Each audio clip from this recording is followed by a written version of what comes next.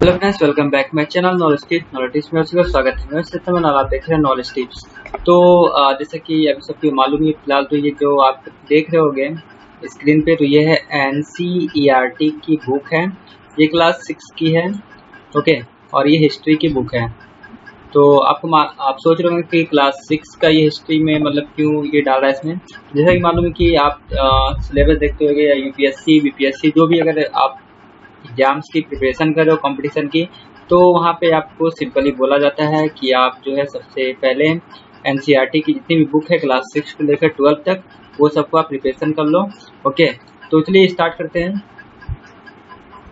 तो पहला तो इसका टॉपिक है आपका क्या, कब, कहाँ और कैसे। मतलब कि हिस्ट्री में जो है क्या था, कब हुआ, कहाँ हुआ और कैसे हुआ, तो उसके बारे में आज यहाँ पे हम जानेंगे, ओके। तो चलिए स्टार्ट करते हैं। तो पहला तो यहाँ पे टॉपिक आता है कि कैसे पता लगाएं, ओके। तो यह जानने के लिए कि कल क्या हुआ था, आप रेडियो सुन सकते हो, टेलीविज़न देख सकते हो, या फिर अखबार पेपर पढ़ सकते हो, ओके। मतलब पिछला जो हुआ है उसके बारे में। साथ ही यह जानने के लिए कि पिछले साल क्या हुआ था, तो आप किसी ऐसे व्यक्ति से बात कर सकते हो जो उस समय की स्मृति में हो। मतलब कि आज से 40 साल पहले क्या हुआ था, तो आप अपने पेरेंट्स से पूछ सकते हो कि 40 साल पहले क्या हुआ था, क्योंकि आप तो उस समय थे नहीं, ओके। लेकिन बहुत पहले क्या हुआ था, तो उसको आप कैसे जानोगे, ओके। तो बहुत पहले, आज से अगर हम 100 साल, 150 साल, 200 साल, 1000 साल पहले की बात करें, तो उस समय तो ना आप थे, ना आपकी फैमिली थी, ना आपकी पूर्वज थी। तो उसको आप कैसे जानोगे, तो उसी के बारे में यहाँ पे बताने वाला हूँ, ओके।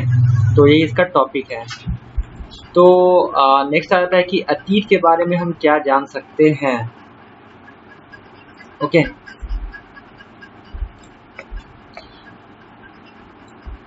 तो वही है कि अतीत के बारे में क्या जान सकते हैं। तो अतीत के बारे में बहुत कुछ जाना जा सकता है, कि जैसे कि लोग क्या खाया करते थे उस टाइम। फिलहाल अभी तो हम लोग पिज्ज़ा, बर्गर, रोटी, सब्जी जो भी है वो सब खाते हैं, लेकिन आज से 100 साल पहले, 150 साल पहले लोग क्या खाते थे, कैसे क्या कपड़ा पहनते थे, वो किस तरह के घर में रहते थे, ओके। हम अकेटक मतलब शिकारियों, पशु पालकों, कृषकों, शासकों और व्यापारी, पुरोहित, शिल्पकारों, कलाकारों, संगीतकारों या फिर वैज्ञानिक के जीवन के बारे में जानकारी हासिल कर सकते हैं। यही नहीं कि हम यह भी पता कर सकते हैं कि उस समय के बच्चे कौन सा खेल खेला करते थे, कौन सी कहानियाँ सुना करते थे, और कौन से नाटक देखा करते थे, या कौन सा गीत गाते थे, ये भी हम जान सकते हैं। तो फिलहाल अभी जैसे गेम की बात करते हैं, तो अभी तो जितने बच्चे हैं सब मोबाइल में भिड़े रहते हैं, चाहे पबजी हो या गेम्स हो, सब मोबाइल पे ही लगते हैं। लेकिन जब हम लोग का भी टाइम हुआ करता था जिस समय, तो हम लोग भी आउटडोर गेम बहुत सारी होती थी, वो लोग खेला करते थे। लेकिन आज के बच्चे लोग जो है वो नहीं खेलते हैं, क्योंकि उनको मतलब आज मोबाइल है तो आज उसमें सब बिजी है। इसी तरह से 100 साल पहले भी कुछ अजीब दूसरे टाइप का गेम होगा जो कि हम लोग नहीं जानते हैं। तो चलिए देखते हैं आगे क्या है। लोग कहाँ रहते थे, ओके। यहाँ पे एक प्रश्न आ रहा है कि लोग जो है कहाँ रहते थे। तो यहाँ पे भी नीचे एक मानचित्र होगा, ठीक है।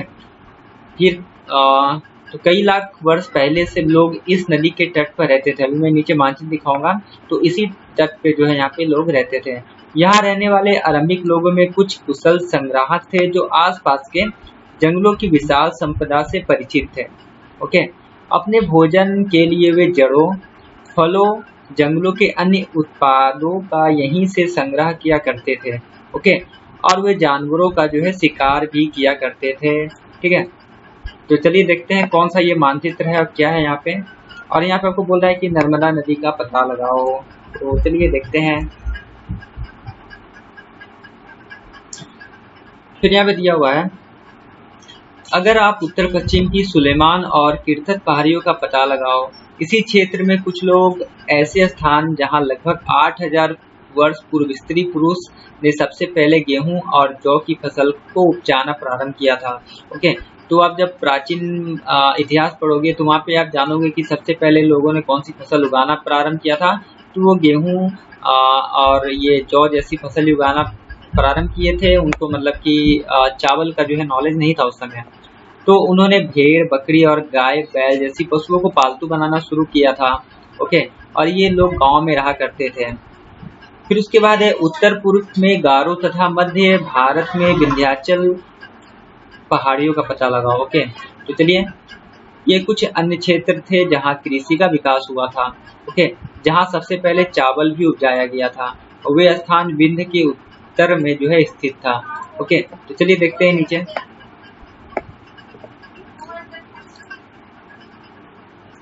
तो ये कुछ मानचित्र है, इसको मैं थोड़ा नीचे करता हूँ।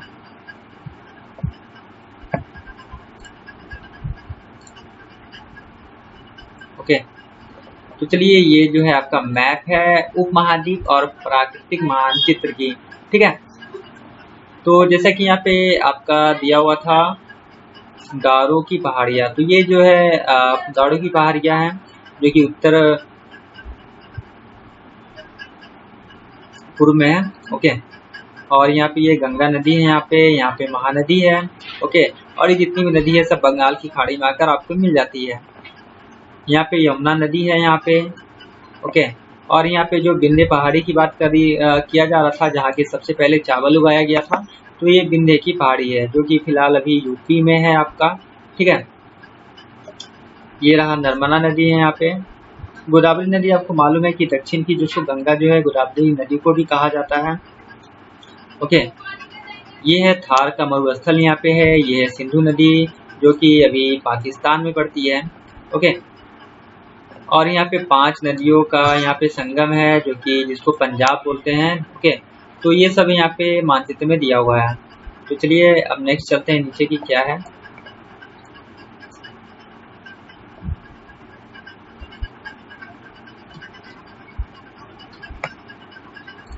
तो यहाँ पे मानचित्र पर जो है सिंधु तथा इसकी सहायक नदी भी वहाँ पे ऊपर दिया हुआ था।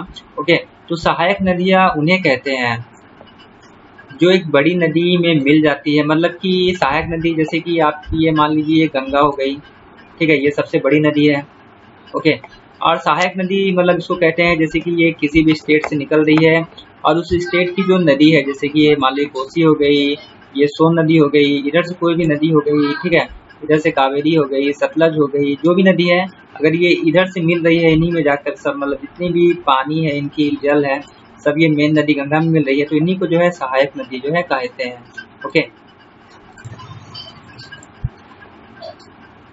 तो फिर यहाँ पे है लगभग आज से 4700 वर्ष पूर्व इन्हीं नदियों के किनारे कुछ आरंभिक नगर फले फूले थे। ओके, जैसे कि गंगा वो इसकी सहायक नदी के किनारे तथा समुद्र तटवर्ती इलाकों में नगर का विकास हुआ था लगभग 2500 वर्ष पूर्व। ओके, फिर यहाँ पे गंगा के दक्षिण इन नदियों के आसपास का क्षेत्र प्राचीन काल में जैसे कि मगध हुआ करता था, जो कि वर्तमान में अभी बिहार के नाम से जाना जाता है। ओके, मतलब बिहार का वर्तमान नाम जो है प्राचीन इतिहास में उनको मगध कहा जाता था। ओके, फिर इसके शासक बहुत ही शक्तिशाली थे और उन्होंने एक विशाल राज्य भी स्थापित कर रखा था उस समय। उसके बाद देश के अन्य हिस्सों में भी ऐसे राज्यों की स्थापना भी बहुत सारे की गई थी उस समय। तो आपको उस समय मालूम था शायद उस समय 9 जनपद जो है हुआ करते थे। तो आगे हो सकता है कि हम लोग उसमें पढ़ेंगे टॉपिक में। ठीक है, फिर लोगों ने सदैव उपमहाद्वीप के एक हिस्से से दूसरे हिस्से तक की यात्रा ही की थी। ओके, कभी कभी हिमालय जैसे ऊंचे पर्वतों, पहाड़ियों, रेगिस्तान, नदियों तथा समुद्रों के कारण यात्रा जोखिम भरी हुआ करती थी। तो पहले के लोग जो है ये सब कम ही किया करते थे। उसके बाद जब ये पुर्तगाली और ये सब जब भारत में आए थे तब इन लोगों ने ज़्यादा जो है आवागमन किया था। ओके, फिर कभी लोग काम की तलाश में, तो कभी कभी प्राकृतिक आपदाओं के कारण एक स्थान से दूसरे स्थान पर जाया करते थे। ओके, फिर कभी कभी सेनाएं दूसरे क्षेत्रों पर विजय हासिल करने के लिए जाती थी। इसके अतिरिक्त व्यापारी कभी काफिले में जहाजों में एक स्थान से दूसरे स्थान अपनी मूल्यवान वस्तुओं को लेकर जाते थे, मतलब बेचने के लिए। ओके, तो ये सब हो गया। फिर उसके बाद है धार्मिक गुरु जो उस समय हुआ करते थे, वो शिक्षा की सलाह देने के लिए जो है एक स्थान से दूसरे गांव से एक गांव से दूसरे गांव जाया करते थे या एक कस्बे से दूसरे कस्बे में जाया करते थे। फिर कुछ लोग नए और रोचक स्थानों को खोजने की चाह में जो है यात्रा किया करते थे। इन सभी यात्राओं से लोगों को एक दूसरे के विचारों को जानने का भी अवसर मिल गया था उस समय।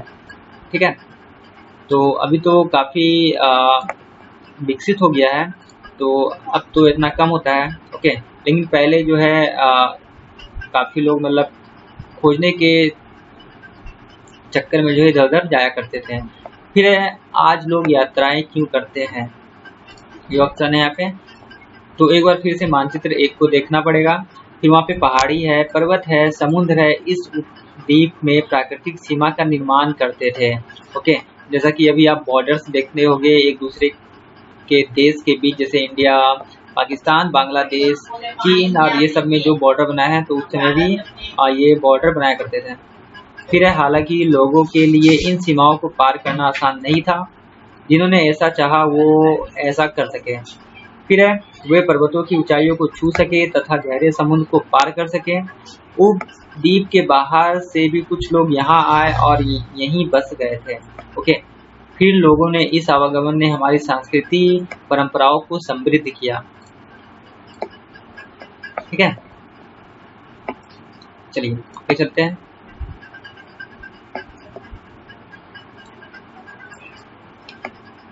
फिर यहाँ पे कई सौ वर्ष से लोग पत्थर को तराशने, संगीत रचने और यहाँ तक कि भोजन बनाने के तरीकों के बारे में एक दूसरे से विचार को अपनाते रहे थे। तो सबसे पहले जो है पाषाण काल में जो है आग की खोज की गई थी, आप सभी को मालूम है।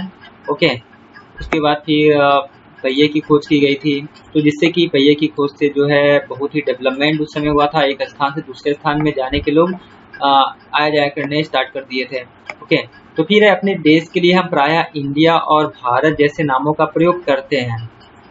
इंडिया शब्द का जो शब्द है वो इंडस से निकलता है। ओके, जिसे संस्कृत में सिंधु कहा जाता है। फिर अपने एटलस में ईरान और यूनान का पता लगाना है। जो एटलस बुक है उसमें फिलहाल एटलस अभी है नहीं। तो लगभग 2500 वर्ष पूर्व उत्तर पश्चिम की ओर से आने वाले ईरानियों और यूनानियों ने जो है सिंधु को हिंदोस अथवा इंडोस कहा। इस नदी के पूर्व में स्थित भूमि प्रदेश को इंडिया कहा। ओके, फिर भारत का नाम प्रयोग उत्तर पश्चिम में रहने वाले लोगों ने एक समूह के लिए किया जाता था। इस समूह का उल्लेख संस्कृत की आरंभिक लगभग 3500 वर्ष पुरानी है, जो कि अभी आपको ऋग्वेद में देखने को मिल जाएगा। बाद में इसका प्रयोग देश के लिए होने लगा था। ओके, तो जैसा कि आपको मालूम होगा कि जो ऋग्वेद है फिलहाल तो 4 वेद होती है, ऋग्वेद, यजुर्वेद, सामवेद और अथर्ववेद। तो ऋग्वेद जो है उन सब में से सबसे प्राचीन है, सबसे पुराना वेद जो है आपको ऋग्वेद ही है। ओके, फिर यह टॉपिक है अतीत के बारे में कैसे हम जानेंगे। ओके, तो यहाँ पे बताया जा रहा है कि अतीत की जानकारी हम कई तरह से प्राप्त कर सकते हैं। इनमें से एक तरीका अतीत में लिखी गई पुस्तकों को ढूंढना और पढ़ना है। फिर ये पुस्तक हाथ से लिखी होने के कारण तो ये जो पुस्तक है हाथ से लिखी होने के कारण इसे पांडुलिपि कही जाती थी। तो अंग्रेजी में पांडुलिपि के लिए प्रयुक्त होने वाला मैन्यूस्क्रिप्ट शब्द लैटिन शब्द जो है मेनू, जिसका अर्थ हाथ है से निकाला गया है। ओके, तो ये पांडुलिपियां प्रायः जो है ताड़पत्र अथवा हिमालय क्षेत्र में उगने वाले भुर्ज तो भुर्ज नामक पेड़ की छाल से विशेष तरीके से तैयार भोजपत्र पर लिखी हुआ करती थी। तो नीचे एक पिक है, तो उसको आप देखकर समझ जाओगे कि ये ताड़पत्र या भुर्ज पे लिखी हुई क्या हुआ करती थी। तो यहाँ पे आप देख सकते हो ये जो है ताड़पत्र है और इस पे जो है ये बहुत सुंदर शब्दों में जो है ये लिखा गया है। तो फिलहाल ये क्या लिखा हुआ है ये कुछ समझ नहीं आएगा हम लोग को। ओके, फिर भी जो भी लिखा होगा अच्छा लिखा होगा।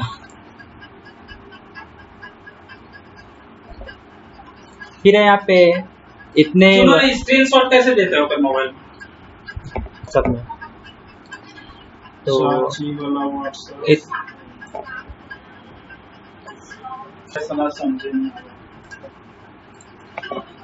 तो इनमें से कई जो पांडुलिपि में पांडुलिपियों को जो है कीड़ों ने खा लिया था।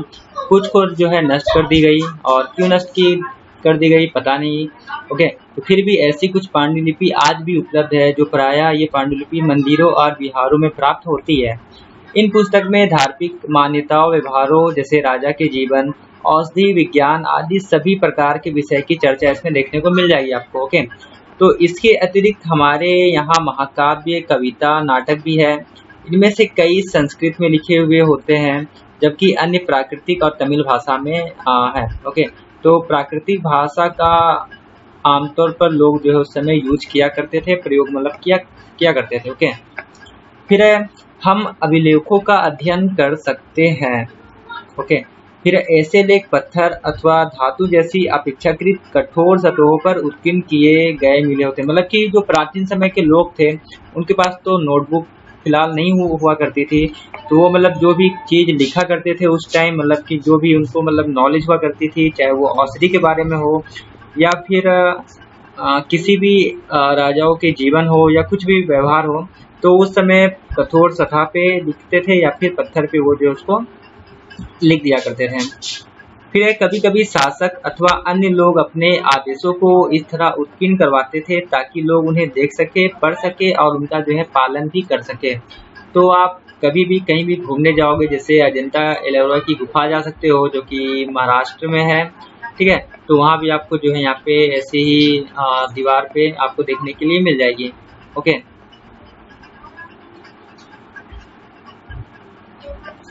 फिर उसके बाद है आपका, तो जैसे कि आपको यहाँ पे एक पिक दिख रहा होगा, ये जो है, तो ये कुछ खास तरह की यहाँ पे दिया हुआ है। तो यहाँ पे आपका ये प्राकृतिक भाषा में लिखा हुआ है। ओके, तो यहाँ पे कुछ अन्य प्रकार के अभिलेख भी मिलते हैं जिनमें राजाओं, रानियों सहित अन्य स्त्री पुरुषों ने भी अपने कार्यों का विवरण जो है उत्पन्न किया था। प्राय शासक लड़ाइयों में अर्जित विजयों का जो है लेखा जोखा इसमें यहाँ पे डाला करते थे ताकि उनको पता चलते रहे कि उन्होंने कब विजय की, किन से विजय प्राप्त की थी। तो ये सब जो है आप मिल जाएगी देखने के लिए। ओके, फिर आपके इसके अतिरिक्त अन्य वस्तुएं अतीत में बनी और प्रयोग में लाई जाती थी। ऐसी वस्तु का अध्ययन करने वाला व्यक्ति पुरातत्वविद कहलाता है। ओके, फिर पुरातत्वविद पत्थर और ईंट से बनी इमारतों के अवशेषों, चित्रों और जो मूर्तियां हो करती थी या फिर उनके औजार हो गए, हथियार हो गए, बर्तन हो गए, आभूषण हो गए। ओके, तो जो ओके, तो उन सभी का जो है वो लोग अध्ययन करते हैं। जैसे कि आपको यहाँ पिक में देखने को मिल जा रहा होगा, तो ये प्राचीन तब जो भी है, तो जो पुरातत्व विभाग वाले होते हैं उनके लिए एक अलग से मतलब कि बनाया भी गया है संस्थान, जो कि ये लोग काम ऐसा करते हैं। ओके, तो यहाँ पे देखिए ये प्राचीन नगर की से ये जो लगभग 4700 वर्ष पूर्व था। ओके, तो दाएं में जो यहाँ पे देख सकते हो, ये दाएं में जो है चांदी का सिक्का है ये। ओके, फिर इसकी तरह सिक्कों का लगभग 2500 वर्ष पूर्व होता था, मतलब आज से 2500 वर्ष पूर्व जो है ऐसे सिक्के चला करते थे। ओके, तो ये सब जो है आपको यहाँ पे देखने को मिल रहा है। फिर है यहाँ पे तथा सिक्कों की प्राप्ति के लिए छानबीन तथा खुदाई भी किया करते थे वो लोग। इनमें से कुछ वस्तुएं पत्थर, पक्की मिट्टी तथा कुछ धातु की बनी हो सकती है। ठीक है, ऐसे तत्व कठोर एवं जल्दी से नष्ट ना होने वाले होते थे। फिर है पुरातत्वविद जो है जानवर, चिड़िया, मछली की हड्डी भी ढूंढते हैं। इनसे उन्हें यह जानने में मदद मिल जाती है कि अतीत के लोग क्या खाया करते थे।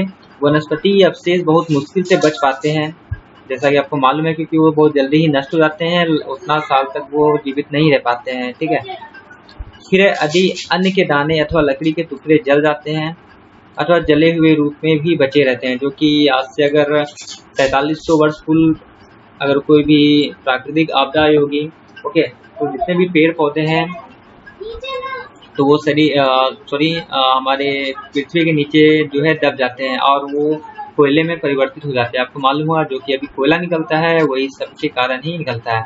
तो पांडुलिपि, अभिलेख तथा पुरातत्व से ज्ञात जानकारियों के लिए इतिहासकार प्रायः स्रोत शब्द का प्रयोग करते हैं। ओके, मतलब जो भी अभिलेख पुरातत्व चीज मिलते हैं उनको स्रोत शब्द जो है नाम दिया गया है।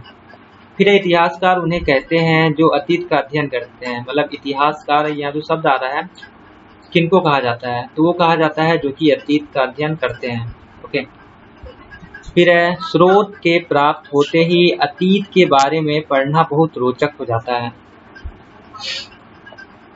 क्योंकि इन स्रोतों की सहायता से हम धीरे धीरे अतीत का पुनर्निर्माण करते जाते हैं। अतः इतिहासकार तथा पुरातत्वविद उन जासूसों की तरह हैं जो सभी स्रोतों का प्रयोग सुराग के रूप में किया करते हैं। ओके, मतलब जो भी वो खोज करते हैं तो वो कॉन्फिडेंशियल होती है। जब तक मतलब उस चीज़ के बारे में साबित नहीं होता तब तक वो जो है न्यूज या हाईलाइट जो है नहीं किया जाता है। हमारी गवर्नमेंट भी उसको दबा कर रखती है।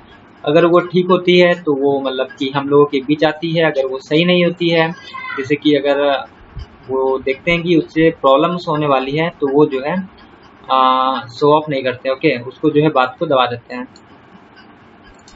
फिर यहाँ नेक्स्ट टॉपिक है अतीत या अनेक। ओके, तो चलिए इसके बारे में जानते हैं। तो फर्स्ट यहाँ पे अतीत शब्द का प्रयोग जो है बहुवचन के रूप में किया जाता है यहाँ पे। ओके, फिर यहाँ पे तिथियों का मतलब, फिर यहाँ दिया है अगर कोई तुमसे तिथि के विषय में पूछे तो तुम शायद उस दिन की तारीख, माह, वर्ष जैसे 2000 इस तरह का याद रखोगे या बताओगे। ओके, लेकिन वर्ष की यह गणना ईसाई धर्म प्रवर्तक ईसा मसीह के जन्म की तिथि से की जाती है। अतः 2000 वर्ष कहने का तात्पर्य है ईसा मसीह के जन्म के 2000 वर्ष पहले। ओके, या 2000 वर्ष बाद उनके। तो ईसा मसीह के पूर्व की सभी तिथियां ईसा पूर्व मतलब ईसा मसीह के पहले के रूप में जानी जाती है। इस पुस्तक को हम 2000 को अपना आरंभिक बिंदु मानते हुए वर्तमान से पूर्व की तिथियों का उल्लेख करेंगे।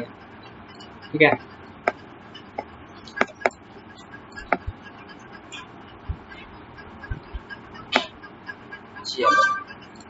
तो यहाँ पे देख सकते हो जैसे अंग्रेजी में बीसी बोला जाता है, मतलब बिफोर क्राइस्ट। तो ईसा पूर्व मतलब ये हो गया आपका बीसी। ओके, तो कभी कभी हम तिथियों के पहले एडी भी लगाते हैं, मतलब कि इसको बोलते हैं एनो डोमिनी नामक दो लैटिन शब्द से बना हुआ है, मतलब ईसा मसीह के जन्म के वर्ष से। ओके, मतलब बिफोर क्राइस्ट मतलब उनके जन्म से पहले, और एनो डोमिनी जिसको एडी बोलते हैं ईसा मसीह के जन्म से या उसके बाद। ओके, तो चलिए नीचे चलते हैं।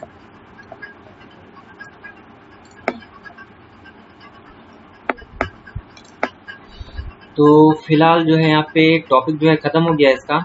ओके, पार्ट 1 जो है खत्म हो गया। उसके बाद यहाँ पे कुछ क्वेश्चन दिए हुए हैं जो कि बच्चों के लिए है, तो वो फिलहाल आपको नहीं करना है क्योंकि आप कंपटीशन की तैयारी कर रहे हो। आपको जो भी टॉपिक बताया गया है उस पर आप जो है नोट्स तैयार कर लेना, उससे ही पढ़ना। ओके, फिलहाल पार्ट 2 में है। नेक्स्ट वीडियो में अध्याय 2 देने वाला हूँ कि आरंभिक मानव की खोज कैसे हुई थी। ओके, तो उनके बारे में बताऊंगा कि आरंभिक मानव आखिर वो इधर उधर क्यों घुमा करते थे। ठीक है, ये आपको देखने को मिल जाएंगे।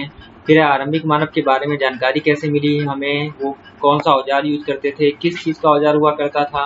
ओके, तो यहाँ पे आपको सभी देखने को मिल जाएंगे। रहने की जगह निर्धारित करना। ओके, तो यहाँ पे मानचित्र दिया गया है, तो ये सब आपको नेक्स्ट में जो है आपको यहाँ पे मिल जाएगा। तो फिर पूरा बदलती जलवायु जो भी है ये सब आपको नेक्स्ट वीडियो में आपको देखने को मिल जाएगा। तो आज के वीडियो में इतना था। वीडियो अच्छा लगे प्लीज लाइक कीजिएगा, सब्सक्राइब कीजिएगा, शेयर कीजिएगा। तो अगले बाय बाय, थैंक यू।